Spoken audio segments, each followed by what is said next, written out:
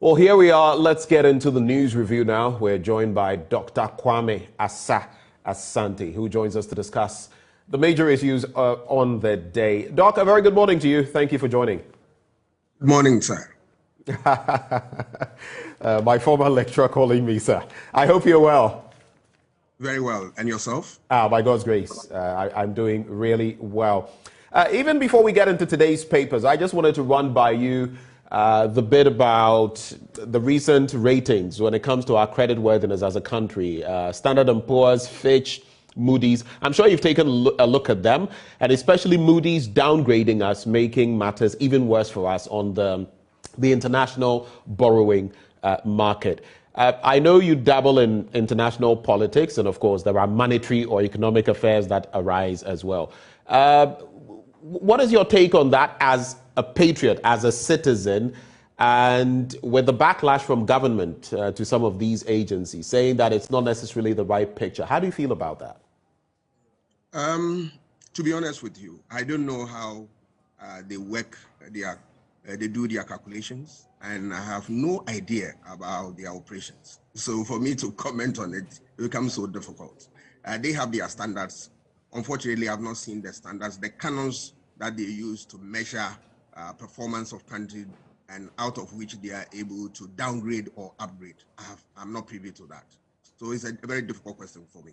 I'm afraid I will not be able to handle it. My point wasn't for you to get into the nitty-gritty in terms of, I know you're not an economist, but I was asking, how does it make you feel as a citizen, the fact that we've been downgraded? And of course, what this means is that we're going to suffer when it comes to borrowing on the international market. For us to get a CAA1, the first time we're actually getting that, I mean, what does that mean to you? That's what I was asking.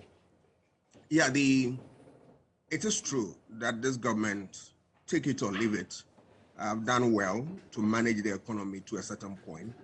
It is also a fact that we have seen the effect of COVID on our economies, but also it is also true that if you look at recent times, we are facing a lot of difficulties.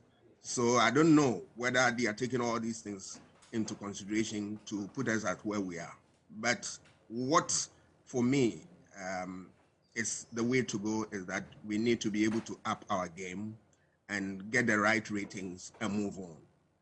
Because I'm saying this, if we continue to argue here and there, I'm sure that doesn't solve our problem for you. But what we need to do is to think outside the box and see how best we can deal with the problem that confront us today. And for me, that is the way to go. Talking of, money matters or monetary affairs, so this administration is said to have spent about 33 billion Ghana cedis, or got 33 billion Ghana cedis on the back of COVID-19. There's been a $1 billion concessional facility from the IMF, another $1 billion in SDR allocations, $430 million from the World Bank, $250 million from the Stabilization Fund, 10 billion Ghana cedis from the Central Bank, totaling 33 billion. When you look at what we've done, delivering utilities, water, electricity, PPE, and others, of course, we're paying for the utilities now. I mean, there's the COVID-19 levy and all of that. What do you think about our expenditure so far? 33 billion, and we have supposedly pumped all of that into dealing with COVID. Have you seen the palpable effect of this sum of money?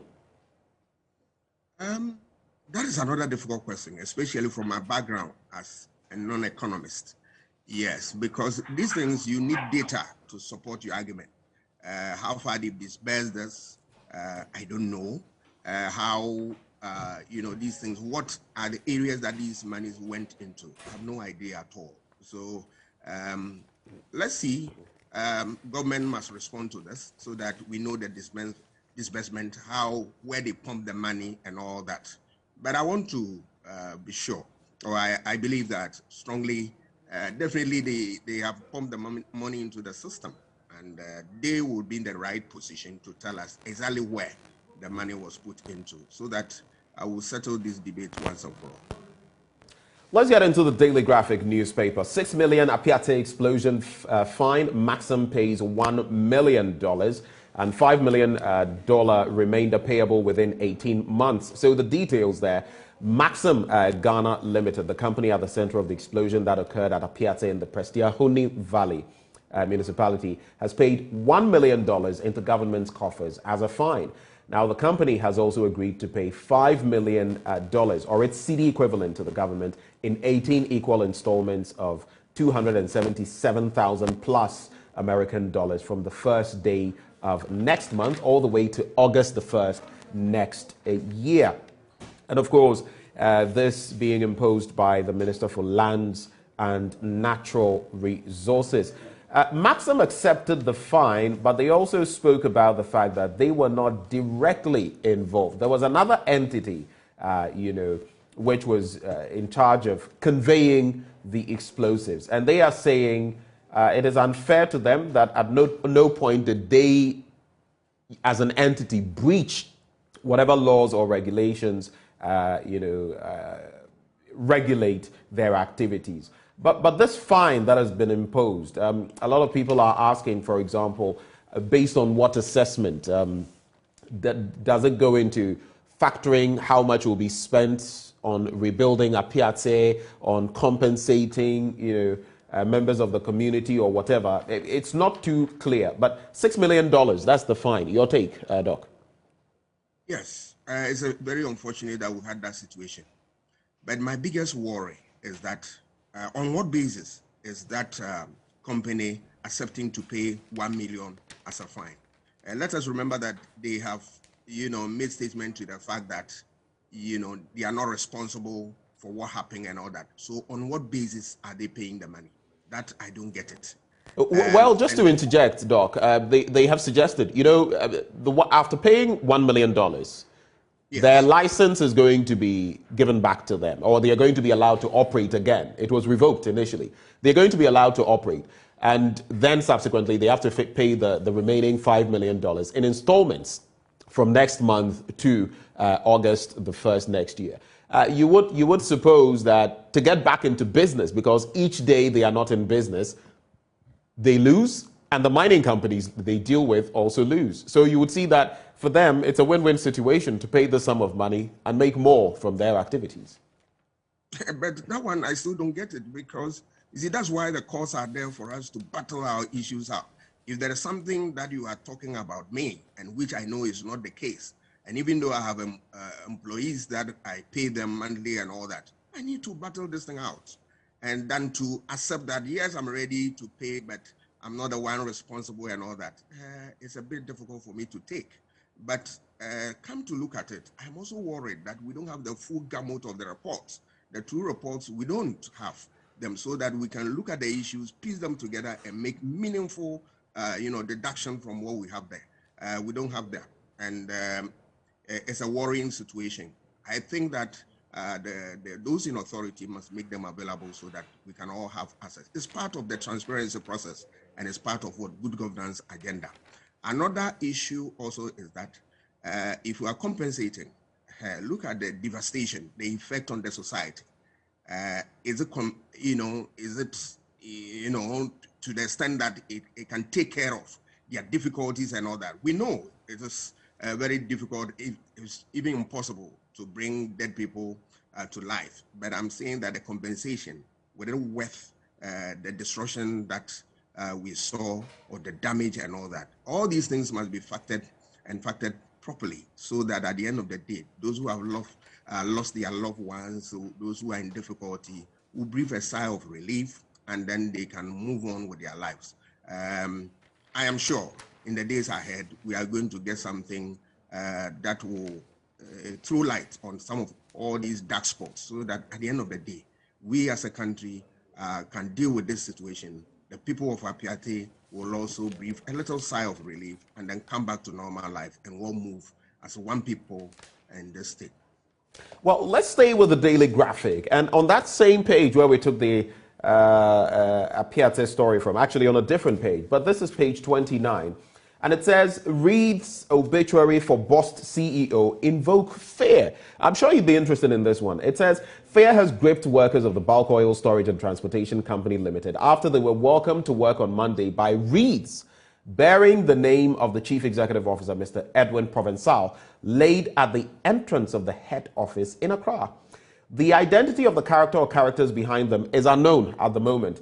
The mostly white and red wreaths bore inscriptions such as "Rest in peace, Mr. Edwin Provençal, rest well," among others. Now, the message supposedly conveyed via the wreaths was not immediately clear, but Mr. Provençal told the Daily Graphic that the development was strange but not unexpected. Now, in the role he plays, I mean, over time, there have been people who have not been happy even with his assuming that role, people who have not been happy with his work. We all know how Bust has been mired in so many different things. And but to send wreaths to him, basically, anonymous people, how do you reflect on this? What is your reflection on it, Doc? It's a very interesting development. But, you know, that should not deter Mr. Provençal to be doing the good things that he's doing at the place. He should continue, but he must, get the police informed about any situation that he deems crosses the line so that he can be catered for properly by the law. Right. But I am always for those who are ready to support the state for us to deal with our challenges. So he should continue to do the good job. And then if there's anybody there who feels that what he's doing at the moment frowns upon the law courts are there to help us to address this situation. But such threats, he should consider them as veiled threats, though, but he must also be careful how he goes about things, and then so that these things doesn't become a reality. But I support him for the good work that he's doing. He should continue and then be cautious. That is all. In terms of being cautious, do you think on the back of something like this, I mean, you can read between the lines and it's either someone wants to do him in or wants to cause him some harm. Should the police be stepping in to maybe give him extra assistance, security until a certain point? Do you think the police should be stepping in? Oh, that is certainly so. That once he goes to make a complaint, then police will take it from there. But he himself must be mindful of a few things in there. Because in every organization, there are three categories of workers: the saints, the wizards, the demons. Those who want to support the system, it doesn't matter what it is. Those who want to get spoiled at any time, and those who don't care a hoot about what is happening, they sit on the fence. It's always the difficult ones are the wizards, that nothing will please them and all that. But he should be able to get at least those who are the demons back on his side and work. Obviously, there are a group of people who will not like whatever you do, even if though you are able to increase their salary and all that. But that to be expected. He must live above this and should not be cowed into submission and continue to build that facility which is very solid for this country and to drive all our expertise and then bring glory to all of us. That facility is a very important one, and that we need strong people who have vision and will be able to turn things around and make this country a better place. Doc, let's wrap with two more stories in the Daily Graphic newspaper. I'll start with the one on page 17. Convene forum to address economic challenges. That's according to former President John Dramani Mahama, who has also, in a recent release, been talking about the fact that we need a post-COVID-19 economic recovery plan. A post-COVID-19 economic recovery plan. I mean, we had that after the world wars and all of that.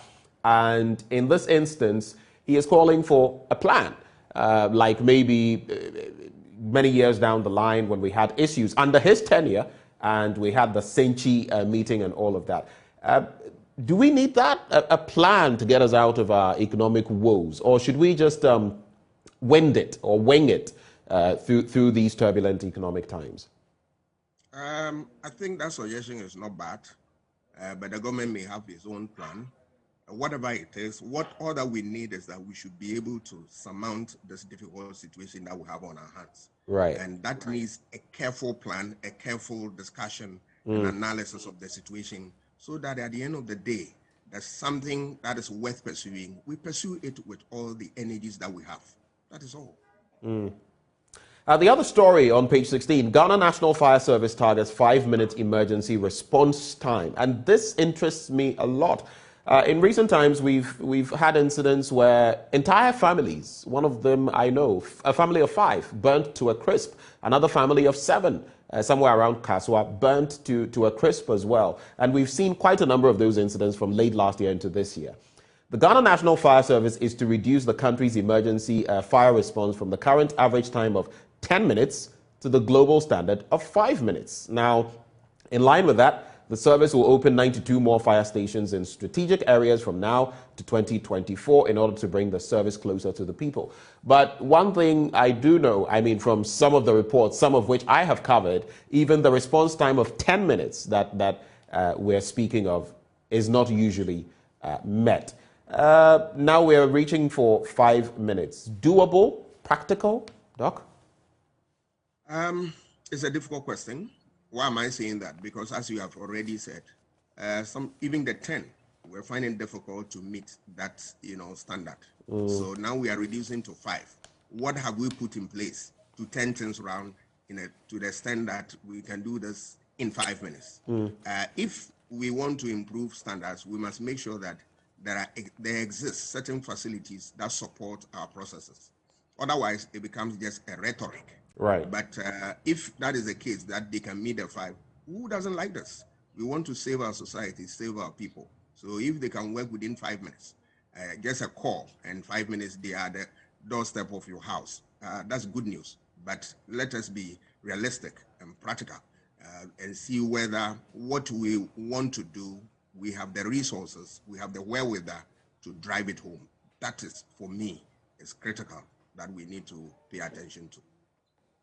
Well, that also resonates with a story that was shared in recent times, talking about the fact that nearly 50% of fire hydrants in Ghana are not even functional. The very fire hydrants that the fire service, when they need water, emergency situations, they would fall on, about 50% of them are not even functional. And so that goes to add to the problems that need to be addressed, especially as they attempt meeting the 5-minute international time.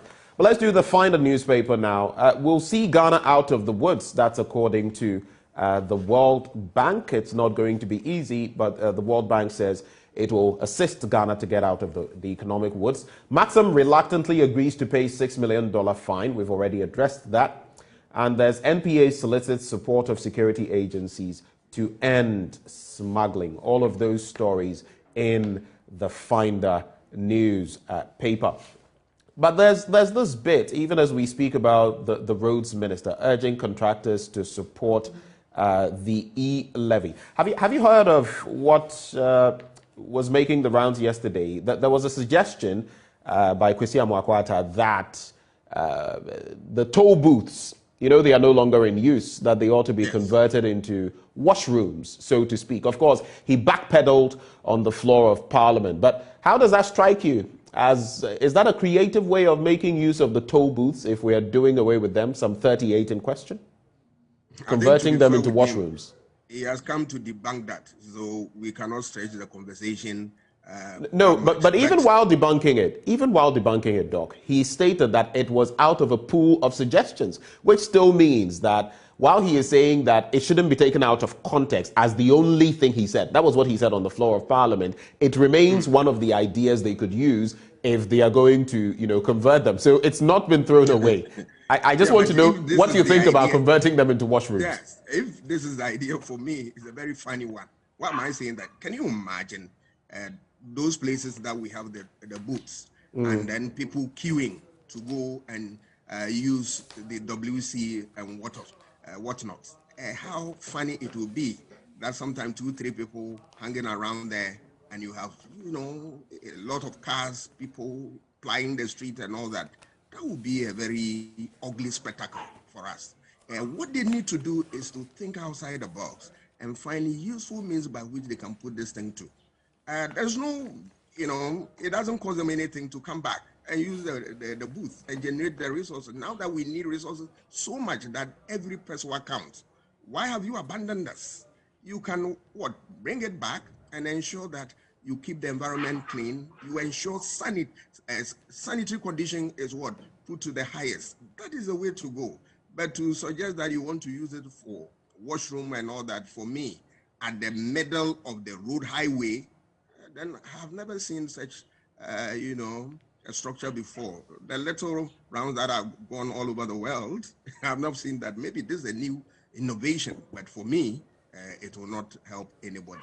Let us think about how we can turn it into, or bring back the booth to serve the purpose for which it was serving society. And if we have problems with the environment, we can deal with it and then bring it to scratch so that it will be appreciated. But that's a proposal. If that is what they have on the table, I'm afraid I will urge them to expunge it. The Ghanaian Times newspaper now, World Bank earmarks $1 billion support for Ghana under new country partnership framework. I've already mentioned that. Interestingly, over the next 5 to 6 years, they are contemplating pumping some $3.5 to $4 billion into Ghana. All of that dependent on certain conditions, of course. There's also take advantage of employment opportunities within YEA, CEO urges OT youth.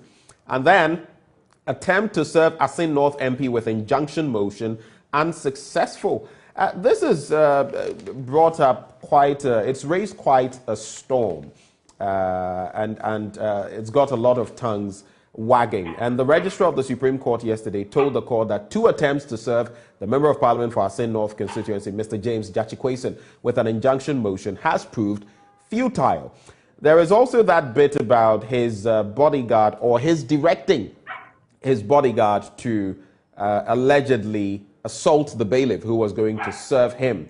But of course, a member of the NDC has also come up, in fact, we've heard from Chachu Chikata as well, mentioning that that was not the case, and that in fact, Jachikwason was not even in his office at the time to have directed his bodyguard to assault this bailiff. And we're talking Parliament here. But this entire bit about the Asin North MP, do you think he should just make himself available and go through the process so he doesn't muddy the waters even further? I'm smiling because, I'm not a lawyer to give that counsel to the honorable member. No, but some things you don't need to be a lawyer to see. I mean, from where you sit. I'm just developing an argument. Right. All that I'm saying that he has very good lawyers around him. They will be able to give the necessary advice that will stand the test of time. So why don't you allow them to do their work? I always believe that when things are before the court and all that, we allow the lawyers, we allow the court process to follow so that we learn from that. So that at the end of the day, when judgment is passed and all that, we can take something home. So for now, I believe that he's in safe hands with people like Mr. Chachu Chikata and all that. They will be able to give the right advice for him to follow. Let's do the Daily Guide newspaper. Another very interesting one. LGBTQI plus bill bad for economy. And that is on page 6 of the paper. And a new report by the CDD, the Center for Democratic Development, has indicated that the promotion of the lesbian, gay, bisexual, transgender, queer, intersex plus bill will bring about adverse economic constraints for Ghana. According to the report, the country's existing economy or production systems are not only weak, but heavily interlinked and reliant on the Western economic order. And therefore, the bill could be a source of economic drag on Ghana's aid basket. I listened to the chief researcher on this at the CDD yesterday, and I also listened to Sam George, and it left me scratching my head, and I'm talking about Bernard Anaba here, about whether this is real, fictional, or factional, a combination of fact and fiction. How do you see it? LGBTQI plus bill, if it's passed into law, and whether because some Western countries that aid us or entities that aid us are in support of LGBTQI, it will necessarily result in our failure to secure funds. How do you think through this? You see, we are in a very difficult time. Why am I saying that? Look at, we are struggling to have our budget pass. And we are also struggling to raking a lot of revenue to run the affairs of the state. And now you have this on our hand. If the CDD report is anything to go by, saying that about 6% is going to be taken off and all that from donors and all this.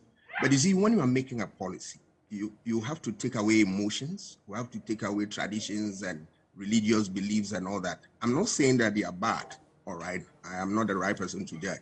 but you want to find out its implications and within the international system. That, yes, now you want to pass this, but have you taken into consideration the effect that it will bring if donors decide that they will not give you money? And that's where the conversation is. I don't know, and I'm not sure those who support the bill have reflected through this and they have a certain solution for us. Now, the stark reality is that, yes, you want to pass the bill. Nobody is worrying you. Nobody is preventing you from doing so. But the CDD report tells you that there is something ahead of us. And how do you deal with that? Those who were so emotional, who were so religious, those who were, had all manner of, ideas there. This is a time they must also come to the rescue of the state to see how we can forge ahead now that this thing is gradually becoming albatross on our neck. That's the difficult thing that now all of us as a people must face, irrespective of our beliefs, as far as the LGBTQ policy is concerned. Now, the stark reality is that, yes, if what we are getting from CDD is going to happen, then we are going to lose so much from donors and all that. And let us remember that even though we are independent, we are still dependent on some of these things. And that brings to mind this next bit. Yes, he says, Mr. Anaba says this is going to be a source of social disorder rather than order. But again, some people have raised the question, yes, we are depending on these foreign institutions. But is this not, a clarion call for us to be more dependent, for us to learn to wean ourselves of the purse strings of other entities, the Bretton Woods institutions, the West, and all of that? We can't even put up a budget without donor funding. We always need something to support our budget. So do we always, shouldn't this be a guide so that if this is what we want to do in terms of LGBTQI, we can't even do it because we are tied to the purse strings of economies and businesses outside our own shores. Should that not also guide us in that direction, to be more self-sufficient? Yeah, that one, you don't need anybody to tell you. And that, yes, even though you are independent, you are still dependent on the powers that be for survival. And for me, that is the difficult thing that should happen to any state. So if you want to win yourself out of this, you don't need any tutorial from anybody. All that you need is to put your house in order so that you don't go for any facility from anywhere in the world, so that people can give you their own regulations and conditions that will not be favorable to you. Once you're getting your basics right within your own country, who is forcing you to come over to come and look for funding? You can go ahead. So this is a wake-up call for all of us that whenever we are coming out with a policy, it should be a policy that will stand the test of time and will take into consideration what will be the effect within the international system. Let us remember that the international system is chaotic, and it is for a good reason that it is so. That nobody in there is a philanthropist who is interested in doling out money to you without giving you something for you to think about. Let us not deceive ourselves into believing that. When we are able to balance this thing carefully, at the end of the day, any decision that we take, irrespective of our religious beliefs, our whatever be the case, at the end of the day, a sound judgment can come so that we can do something that will stand the test of time. Let's wrap with the Republic Press newspaper very briefly. Some stories there of interest. I'll have you reflect on one of them. GES interdicts JSS teacher in Tamale for sexual assault. And there is Baumia has gone into hiding after tanking the Ghanaian economy. That's according to Felix Kwachi Ofosu. But I want you to react to this very quickly. Mahama was a failure. He has no right to criticize Akufo-Addo on the economy. And that's John Dramani Mahama being referenced and Gabi Otredako making the assertion. How do you feel about this? Justified? Mahama was a failure. He has no right to criticize Akufo-Addo on the economy. Your quick thoughts on that? I respect anybody's view, including that of Mr. Gabi, for expressing his thought on this. I don't take that from him. But you see, in governance, we must be prepared to listen to, different views. It doesn't matter how painful they are. Why am I saying that? If you look at the economy, how it was handled under John Mahama, we had difficulties, and that is a fact which Mr. Gabi has alluded to. There's no Right. problem about that.